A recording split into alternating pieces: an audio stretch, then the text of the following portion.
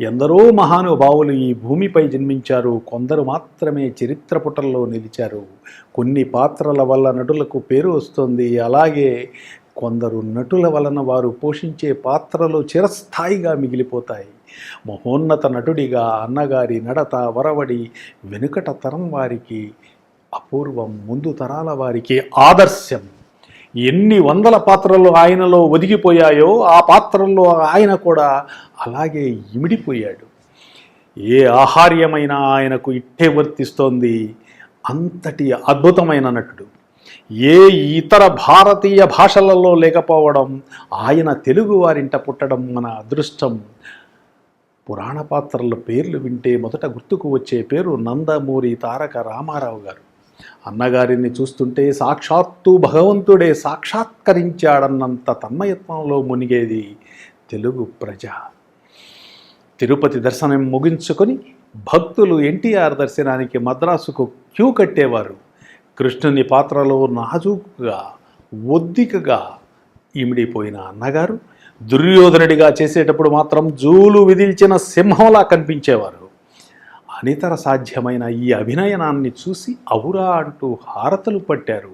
ముఖ్యంగా దుష్టపాత్రలుగా పరిగణించిన వాటిలోంచి కూడా మంచిని పిండి చూపించటం అన్నగారికి మాత్రమే సాధ్యమైంది. అన్నగారి సహనటుడు అక్కినేని నాగేశ్వరరావు గారు చాలా సందర్భాల్లో ఈ విషయాన్ని ప్రస్తావించారు.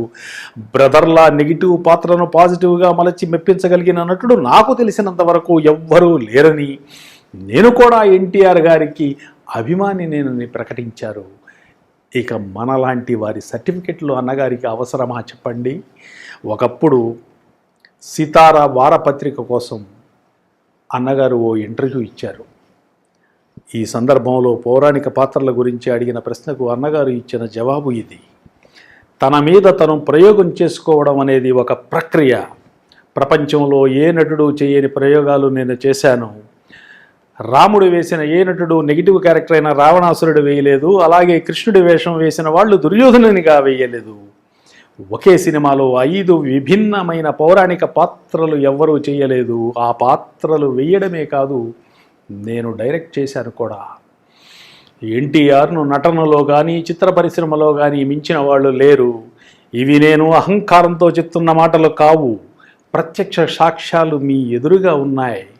నేను కమర్షియల్ ఆర్టిస్టును కాను, ఎక్స్పెరిమెంటల్ ఆర్టిస్టును. అయినా ఎవరి డబ్బుతోనో నేను ప్రయోగాలు చేయలేదు. నా సొంత డబ్బు పోయినా పర్వాలేదు. వేరే నిర్మాత నాకు డబ్బు ఇచ్చి సినిమాలు తీసేది లాభం పొందాలని, నష్టపోవాలని ఎవరు అనుకోరు. నేను కూడా వారికి ఎలా లాభం చేకూర్చాలని ఆలోచిస్తాను తప్ప ప్రయోగాలు చెయ్యను అని స్వయంగా అన్నగారు చెప్పారు. ఇలా ఆలోచించగల నటులు ఇప్పుడు ఎంతమంది ఉన్నారు? ఇప్పుడు శ్రీకృష్ణ పాండవీయం సినిమాలోని కొన్ని విశేషాల గురించి తెలుసుకుందాం. ఈ సినిమాకు అన్నగారే దర్శక నిర్మాత. దుర్యోధనునిగా, కృష్ణునిగా 2 ప్రధాన పాత్రలు పోషించారు. శ్రీకృష్ణ పాండవీయం సినిమా పేరు. ఈ సినిమాకు సముద్రాల రాఘవాచార్య గారితో కలిసి అన్నగారు ఎంత కష్టపడ్డారో తెలియదు కానీ ఈ 3 గంటల 8 నిమిషాల సినిమాను చూస్తుంటే ఆహా, ఇది కదా తెలుగు బిడ్డడి ఖ్యాతి అనిపించక తప్పదు. అన్నగారి మేధోమదనం నుండి ఆవిర్భవించిన అనేక సన్నివేశాలు ఈ సినిమాలో మనల్ని మంత్రముగ్ధుల్ని చేస్తాయి. మహాభారత గ్రంథంలో దాగిన నిగూఢ విషయాలన్నింటినో అన్నగారు వెలికి తీసి ఈ సినిమా ద్వారా మన ముందుంచారు. ఒక్కొక్కటిగా వరుసగా చెప్పుకునే ప్రయత్నం చేద్దాం. పాండవులు కౌరవులను విధవరాలి బిడ్డలు అని సంబోధిస్తారు. ఆగ్రహించిన సుయోధనుడు వెంటనే వ్యాసుల వారిని రప్పించి వారు అలా అనడానికి కారణం ఏంటని అడగగా వ్యాసుల వారు గాంధారి పెండ్లి వెనక దాగిన రహస్యాన్ని దుర్యోధనుడికి చెప్తాడు. గాంధారికున్న జాతక దోషం వలన ఆమె తండ్రి అంటే గాంధార రాజు గాంధారికి మేకతో వివాహం జరిపించి ఆ మేకను చంపి తిరిగి ధృతరాష్ట్రునితో పెళ్లి జరిపిస్తాడు. మేక చనిపోవడంతో గాంధారి విధవరాలు కనుక పాండవులు అన్నట్లుగానే కౌరవులు విధవరాలి సంతానమేనని చెప్పి వ్యాసుల వారు అంతర్ధానమవుతాడు. మానధనుడైన దుర్యోధనుడు తన తాత గాంధార రాజును, ఆయన కుమారులను అంటే మేనమావలను బందీలుగా చేసి భూగృహంలో బంధించి రోజుకు ఒక్కొక్క మెతుకు చొప్పున ఆహారాన్ని ఇవ్వమంటాడు. గాంధారరాజు ఆజ్ఞతో విధిల్చిన ఆ మెతుకులను ముద్దగా చేసి తమలో చిన్నవాడైన శకునికి అందజేస్తారు మిగతా సోదరులు. ఆకలితో అలమటించి అందరూ చనిపోగా గాంధారరాజు శకుని మాత్రమే ప్రాణాలతో ఉంటారు. గాంధారరాజు శకునితో, నాయన, మనకి ఈ దుస్థితి కల్పించిన కురువంశాన్ని సర్వనాశనం చేయమని కోరి, నేను మరణించిన తర్వాత నా శరీరంలోని మాంసాన్ని నీవు భుజించి క్రూరత్వం సిద్ధించుకో, నా ఎముకలు నీకు మాయ పాచికలవుతాయి, పగ తీర్చుకో అని చెప్పే సన్నివేశాలు. అందరూ చనిపోగా చివరకు మిగిలిన శకునితో దుర్యోధనుడు, నా ప్రతీకార జ్వాలల నుండి బయటపడిన వాడవు నీ ఒక్కడివా, నిన్ను చూసిన జాలి వేస్తున్నది, ప్రతీకారాన్ని చవి చూసిన మామవు, ప్రాభవాన్ని చూస్తూ మాతోనే ఉండమని తీసుకువెళ్ళడం వంటి సన్నివేశాల రూపకల్పన అన్నగారికే సాధ్యపడింది. గతంలో ఎవ్వరూ కూడా ఇలాంటి ఆలోచనలు చేసి ఇలాంటి సన్నివేశాలు రాసిన దాఖలాలు లేవు. పాండవులకు రాజ్యాన్ని పంచమని భీష్ముడు ధృతరాష్ట్రునికి సలహా ఇచ్చే సన్నివేశంలో దుర్యోధనుని నటన, ఆ డైలాగ్స్ అద్భుతంగా ఉంటాయి. తాను రాజ్యం వదిలి వెళ్ళిపోతానని భీష్ముడిని రాజ్యాన్ని తీసుకోమని దుర్యోధనుని నోటి వెంట పలుకుతుంటే అన్నగారు ఆ పాత్ర గురించి ఎన్ని పరిశోధనలు చేశాడో అనిపిస్తోంది. మా అభిమతాన్ని కాదని పాండవులకు రాజ్యాన్ని ఇస్తే మరణమే మాకు శరణ్యం వంటి డైలాగ్స్ను అన్నగారి నోటి వెంట వెలువడుతుంటే కళాభిమానులు కన్నులు అప్పగించి తెరకు అతుక్కుపోయి చూశారు. అలాగే లక్క ఇల్లు దహనం, ఈ భాగాన్ని కూడా అన్నగారే ముందుగా తెరకెక్కించారు. పాండవులను చంపేందుకు లక్క ఇంటిని విడిదిగా ఇచ్చిన దుర్యోధనుడు తగలపెట్టమని ఆజ్ఞాపిస్తే కృష్ణుడు భీమునికి జరగబోయే పరిణామాన్ని వివరించి గృహం మధ్య నుండి అడవిలోకి సొరంగ మార్గం తీయమని చెప్పే సన్నివేశం, ఆ సందర్భంలో వచ్చే మత్తు వదలరా నిద్దరు మత్తు వదలరా అంటూ భీమునికి కృష్ణుడు కర్తవ్యాన్ని బోధించే సన్నివేశాల కల్పన చాతుర్యం అన్నగారికి తప్ప ఎవరికి ఉంటుంది? భీముడు సొరంగ మార్గం ద్వారా తల్లిని సోదరులను తీసుకొని అడవి మధ్యకు రావడం, హిడింబాసురుడు నరవాసన అంటూ నిద్రలేచి చెల్లెలు హిడింబిని పంపడం, హిడింబి భీముడిని మోహించడం, అమ్మకు చెల్ల అంటూ హిడింబి నోటి వెంట వచ్చిన చిలుక పలుకులు, ఆ పలుకులతో వచ్చిన ముగ్ధ మనోహరమైన పాట చాంగురే బంగారు రాజా, చాంగు చాంగురే బంగారు రాజా అంటూ మత్తైన కంఠంతో జిక్కి పాడిన పాటకు హిడింబి పాత్ర పోషించిన రత్న చేసిన నృత్యం, తన నైపుణ్యాన్నంతా ఉపయోగించి రవికాంత్ నగాయిచ్ గారు ఈ పాటను కెమెరాలో బంధించిన తీరు అన్నింటికీ మించి దర్శకుడిగా అంత అందమైన పాటను కన్నడ నటుడు ఉదయ్ కుమార్ రత్నలపై అన్నగారు తెరకెక్కించిన తీరు, ఈ పాటను వర్ణించడం ఎవరికీ సాధ్యపడదు. హిడింబాసురుణ్ణి భీముడు సంహరించడం, హిడింబితో భీముని వివాహం, శ్రీకృష్ణుడు వచ్చి ఆశీర్వదించడం, శ్రీకృష్ణుడిని వివాహం చేసుకోమని కుంతీదేవి కోరడం, నల్లని వాడిని నన్నెవరు చేసుకుంటారని కృష్ణుడు అనడం, ఆదిలక్ష్మి నీ కోసం పుట్టే ఉంటుందని కుంతి చెప్పినంతనే ఆకాశం నుండి నారదుడు నల్లనివాడు పద్మనయనంబులవాడు అంటూ పాడే పాట. కట్ చేస్తే రుక్మిణి ఎపిసోడ్, రుక్మిణి పాత్రలో కేఆర్ విజయ. ఆమెకు అన్నగారితో ఇది మొదటి సినిమా. అందమైన కృష్ణుడికి అంతే అందమైన రుక్మిణితో ఈ సినిమాలో జంట కుదిరింది. రుక్మిణి చెలికత్తిగా గీతాంజలి, నారదుడిగా కాంతారావు, వీరి మధ్య జరిగే సంభాషణలు బో అద్భుతం. వలచి వరించమని రుక్మిణికి నారదుడు బోధించే సన్నివేశాల రూపకల్పన, జరాసంధుడిగా ముక్కామల, శిశుపాలునిగా రాజనాల, రుక్మిణి సోదరుడు రుక్మిగా సత్యనారాయణ, ఈ దుష్ట చతుష్టయాన్ని ఎంచుకున్న అన్నగారిలోని దర్శకుడి ప్రతిభకు హ్యాట్స్ ఆఫ్. రుక్మిణి కళ్యాణ ఘట్టం వింత అనుభవాలతో వినసంపై కనుసంపై పుణ్యదాయకమై లోక ప్రసిద్ధమవుతుంది అని నారదుని నోటి వెంట అన్నగారు ఓ డైలాగ్ చెప్పించారు. నిజంగా కూడా ఈ రుక్మిణీ కళ్యాణ సన్నివేశాలు రమ్యంగా రమణీయంగా కుదిరాయని చెప్పొచ్చు. ఏమిటయా నీ లీల అంటూ నారదుడు ప్రారంభించిన రుక్మిణీ కళ్యాణ ఘట్టం కృష్ణ రుక్మిణుల నడుమ ప్రియురాల సిగ్యాలనే అంటూ చిత్రీకరించిన పాట, భీష్మక మహారాజు కూతురు రుక్మిణితో శిశుపాలుని పెళ్లి చేసుకోమని కోరడం, అన్న రుక్మి శ్రీకృష్ణుని విగ్రహాన్ని రుక్మిణి గదిలో చూసి ఆగ్రహంతో ఆకాశంపైకి విసరడం, ఆ విగ్రహం నారదుడి అరచేతిలో నిలవడం, నారదుడు రుక్మిణి చెంతకొచ్చి అపాయం లేని ఉపాయం అని స్వామివారిని స్వయంగా వచ్చి తీసుకెళ్లమని దూత ద్వారా కబురు పంపమని రుక్మిణికి చెప్పడం వంటి సన్నివేశాలను రూపకల్పన చేయాలంటే గ్రంథాల్ని అవపాసన పట్టాలి. కొత్తదనం కోసం అనునిత్యం శోధించే ఉత్సుకత కావాలి. కష్టించే మనస్తత్వం కలిగి ఉండాలి. ఇవన్నీ ఒక్క ఎన్టీ రామారావు గారిలోనే ఉన్నాయి. ఇక్కడ నుండి మొదలవుతుంది అద్భుతమైన అనిర్వచనీయమైన రుక్మిణీ కళ్యాణ ఘట్టం. నమ్మితి నా మనంబున అంటూ రుక్మిణి పాడే పాటతో మొదలవుతుంది. శ్రీకృష్ణుని వద్దకు రుక్మిణి అగ్నిజ్యోతుడనే బ్రాహ్మణుని దూతగా ఎంచుకొని పంపడం, నమ్మిన కొమ్మను ఏలుకొమ్మని రమ్మని పిలుచుట నా భాగ్యముగా, కృష్ణా యదుభూషణ అంటూ ఆ బ్రాహ్మణుడు బయలుదేరడం, ఇక్కడ కృష్ణుడు ముందుకు నడుస్తూ వచ్చే ఓ షాట్ తీశారు అన్నగారు. చూడడానికి 2 కళ్ళు చాలవు. ఈ సినిమాలోని ప్రతి షాట్లోనూ రవికాంత్ నగాయిచి గారి పనితనం కనిపిస్తూనే ఉంటుంది. రుక్మిణి పంపిన దూత కృష్ణుడిని చేరి రుక్మిణి సందేశాన్ని వినిపించే సన్నివేశంలో దూత స్థానంలో రుక్మిణి నిలిచి నా వంకకు వచ్చి రాక్షస వివాహమున తెచ్చుకోమని రుక్మిణి వేడుకునే సన్నివేశం.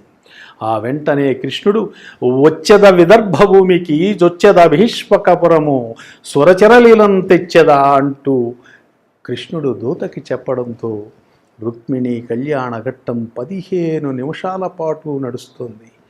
రుక్మిణితో శిశుపాలుడి వివాహ ఏర్పాట్లు, రుక్మిణి అమ్మవారి దేవాలయానికి బయలుదేరే ముందు తాను కృష్ణుని వద్దకు పంపిన దూత రావడం, హడావుడిగా వచ్చిన రుక్మిణి తాను పవిట వేసుకోలేదు అన్న విషయం గ్రహించి సిగ్గుపడే సన్నివేశాన్ని అన్నగారు చిత్రీకరించిన తీరు మనోరథ సిద్ధిరస్తు అని ఆ దూత రుక్మిణిని దీవించే సన్నివేశం. దేవాలయంలో రుక్మిణి అమ్మవారిని దర్శించుకొని వెనుదిరిగి చూడగా ఎదురుగా శ్రీకృష్ణుడు అశ్వపగ్గాలు చేబూని రథంపై నిలుచునుబండే సన్నివేశం ఇది. రుక్మిణి తన్మయత్వంతో శ్రీకృష్ణుని చూస్తుంటుంది. ఈ షాట్లో అన్నగారిని చూస్తుంటే ఎటువంటి వారికైనా చేతులెత్తి మొక్కాలనిపిస్తోంది. నభూతో నభవిష్యతి ఇలాంటి పదాలు పుట్టింది ఇటువంటి సన్నివేశాల్ని చూసినప్పుడు వాడేందుకే. ఇలా తీయగలగడం ఎవరి వల్ల అవుతుంది? ఇలా నటించగలగడం అనే మాటను మనం పలక్కపోవడమే మంచిది. రుక్మిణిని కృష్ణ పాత్రధారి అన్నగారు రథంలో ఎక్కించుకునే సందర్భాన్ని మనం ఎలా వర్ణించగలం? ఇలాంటి సన్నివేశాలను వర్ణించడానికి మాటలు చాలవు. అన్న, నీ నటన అనితర సాధ్యం. నిన్ను అభిమానించిన అభిమానులు ధన్యులు. వారికి మరుజన్మంటూ ఉంటే నీ అభిమానిగానే పుట్టాలన్నది వారి కోరిక. శ్రీకృష్ణుడు రుక్మిణిని అపహరించుకు వెళ్తున్నాడని తెలిసి రథాన్ని వెంబడిస్తున్న జరాసంధ శిశుపాల రుక్మిలను చూసి కృష్ణుడు రుక్మిణితో, ఇంతకు ముందు నీ స్వామి సమయగ్రతే చూశావు, ఇప్పుడు సమర కౌశలం కూడా చూదువు గాని దేవి వీరపత్ని వై తేరు నడుపు అంటూ పగ్గాలను శ్రీకృష్ణుడు రుక్మిణి చేతికి అందించే సన్నివేశం. వెనుక తరుముకొస్తున్న సంతనక్తుడిపై సుదర్శన చక్రం వదలడంతో శిరస్సు తెగి నేల మీద పడడం, అది చూసి జరాసంధుడు బ్రతుకవచ్చు నొడల ప్రాణం గుండినా బ్రతుక కలిగనేని భార్య కలదు అంటూ శిశుపాలుని ఆపడం, రుక్మి మాత్రం ముందుకు కదలడం. శ్రీకృష్ణుడు రుక్మిణి సోదరుడిని చంపాలని అనుకున్న జాలిపడి అరగుండు అరమిసం ఒరిగి రుక్మిణి సోదరుడు అయిన రుక్మిని పరాభవించే సన్నివేశం.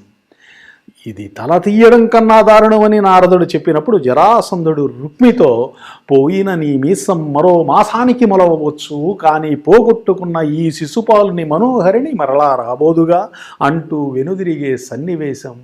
ఆ వెంటనే తగునీ చక్రి విదర్భరాజసుతకున్ అంటూ నారదుడు గానం చేస్తుండగా అత్యద్భుతంగా రుక్మిణి కళ్యాణ ఘట్టాన్ని చిత్రీకరించారు అన్నగారు.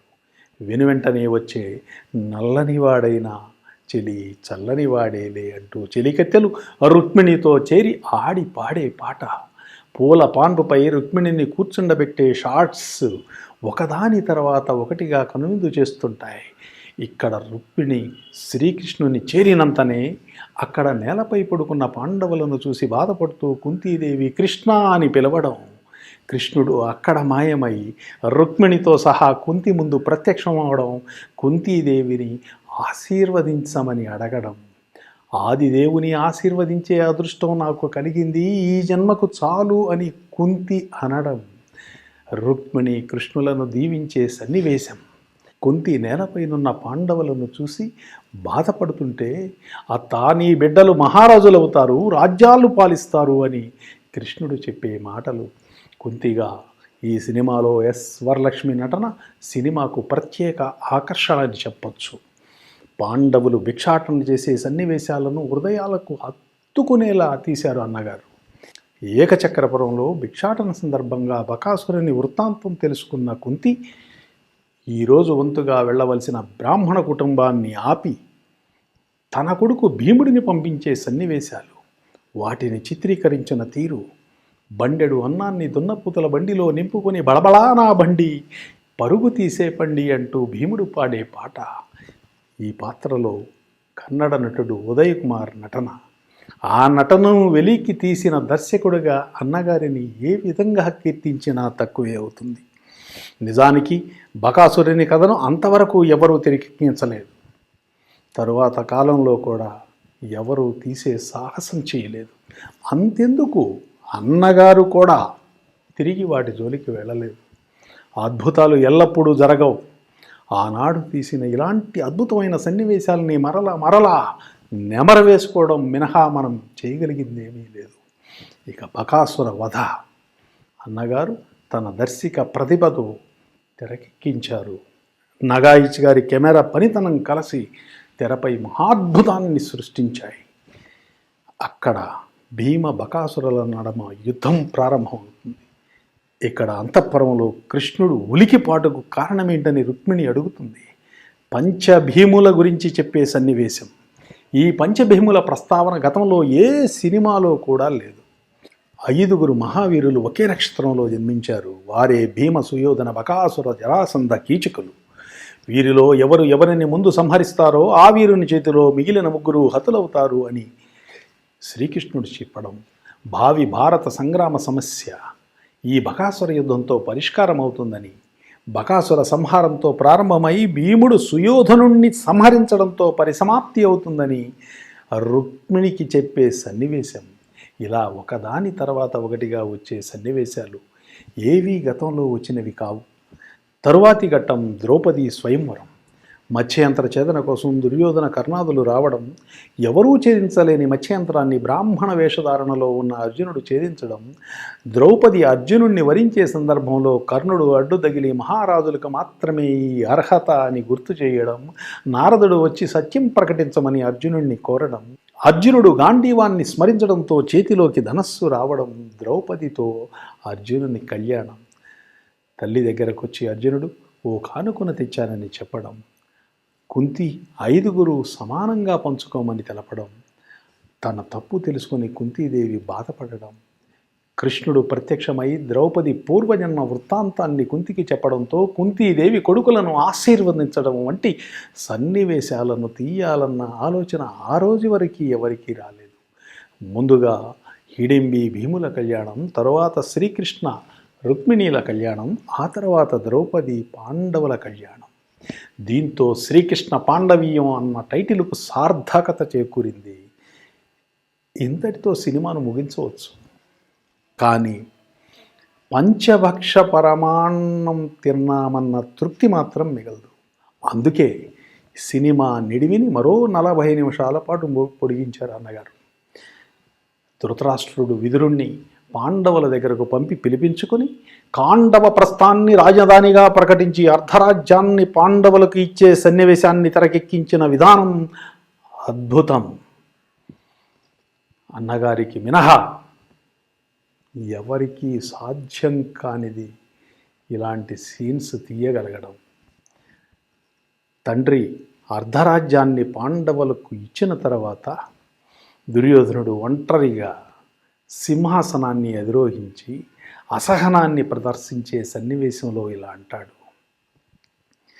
ఈ విభజనకు సుయోధన కుమారుడు అంగీకరించవచ్చుగాక, కానీ అభిమానధనుడైన రారాజు దీనికి అంగీకరించునా అని దుర్యోధనుడిగా అన్నగారు డైలాగ్స్ చెప్తుంటే దర్శకుడైన ఎన్టీ రామారావు గారు చిత్రీకరించిన ఈ సన్నివేశం కన్నుల పండుగగా కనువిందు చేస్తోంది.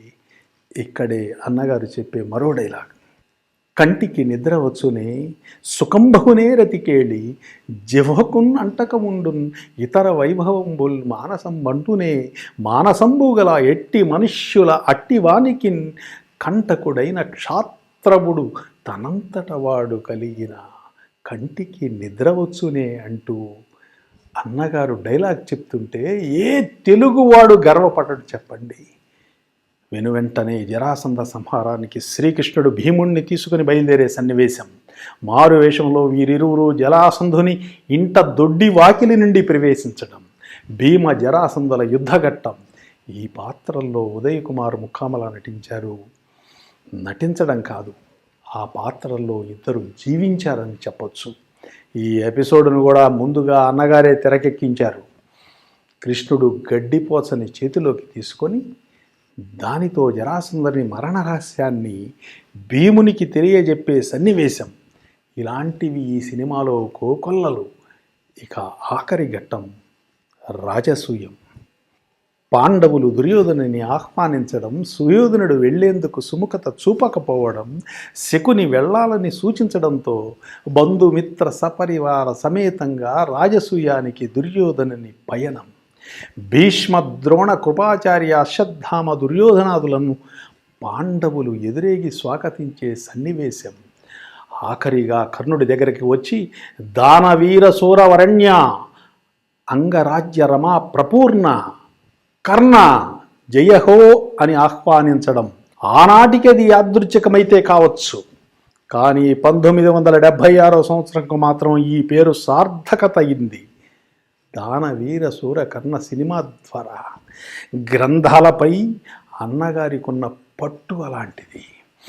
ఇలాంటి పదాలను సమకూర్చి అనేక ప్రయోగాలు చేశారు అన్నగారు. ఇప్పుడు మయసభ. ఈ మయసభ సెట్ ఆ రోజుల్లో చాలా కాస్ట్లీ. వాహిని స్టూడియోలో ఈ సెట్ వేశారు. సెట్లోకి ఎవరిని కూడా వెళ్ళనిచ్చేవారు కాదు. స్టూడియో అధినేత నాగిరెడ్డి గారు సెట్ని చూడాలనుకుంటున్నారని తెలిసి అన్నగారు స్వయంగా వెళ్ళి నాగిరెడ్డి గారిని దగ్గరుండి సెట్కు తీసుకొచ్చి చూపించారు. సెట్ చూసిన నాగిరెడ్డి గారు అన్నగారిని దగ్గరకు తీసుకొని భుజం తట్టి ఆశీర్వదించారు. సెట్ బాగుంటే సరిపోదు కదా, ఆ మయసభలోకి ప్రవేశించే నటుడు ఎలా ఉండాలి?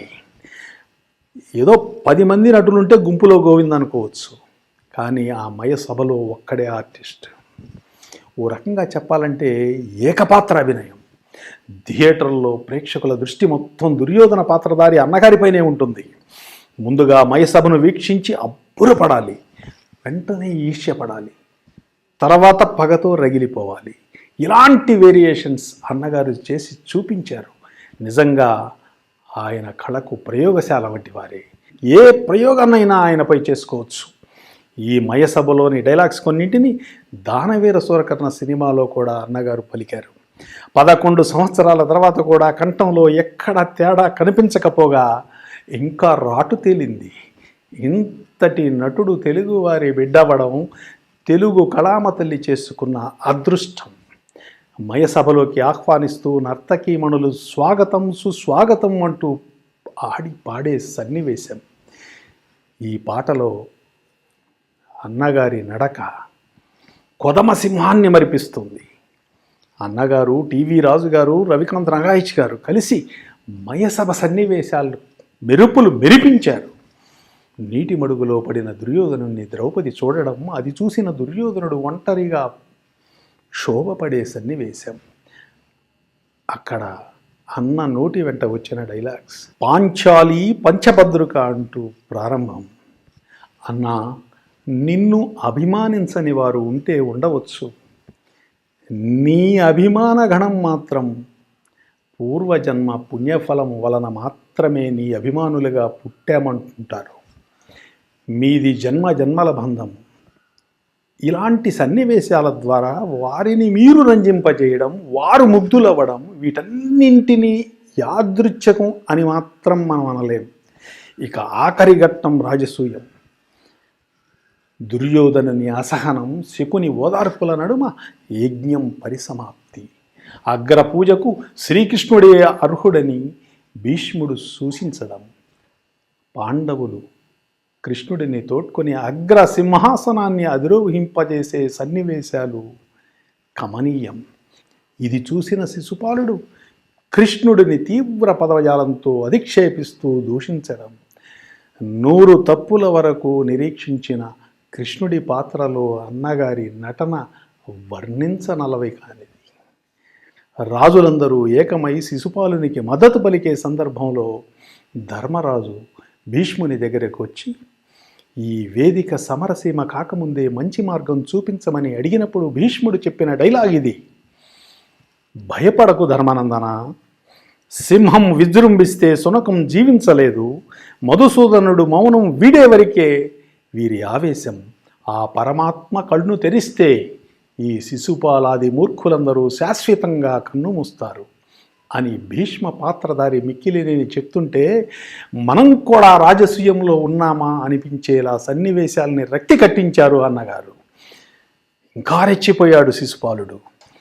100 ఒక్కలు లెక్కించిన కృష్ణుడు శిశుపాలునితో, వికృత రూపుని నేను చూపించునాడు, అత్త కొసగిన మాట పోనాడలేక కాచితిని 100 తప్పులు, ఈ క్షణంతోడ చెల్లిపోయే నీ ఆయువు చెదిరాజా అంటూ సుదర్శనాన్ని వదలడంతో రాజసూయ వేదికంతా బీభత్సంగా మారడం, పాండవులు భీష్మ ద్రోణ కృపాచార్యులు మినహా మిగతా వారు స్పృహ కోల్పోవడం, శిశుపాలుని వధ, వేద మంత్రాల నడుమ శ్రీకృష్ణుని విశ్వరూప సందర్శనం, అన్నగారి చిత్రాలన్నింటిలోకెల్లా ఈ విశ్వరూప సందర్శనం ప్రత్యేకం, మహాద్భుతం.